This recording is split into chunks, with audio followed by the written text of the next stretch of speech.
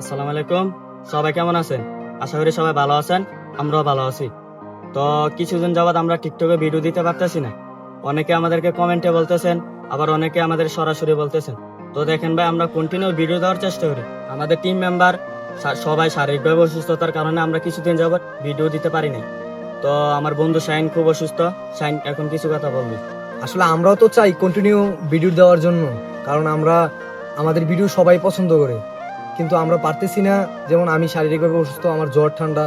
সাকিব হলো ব্যক্তিগতভাবে অসুস্থ, ভিডিও দিতে পারতেছে না। আবুলও একটু সমস্যায় আছে, আমাদের সিয়াম মামা সেও একটু সমস্যাতে আছে। তো আমরা চাই এখন থেকে কন্টিনিউ ভিডিও দেবো।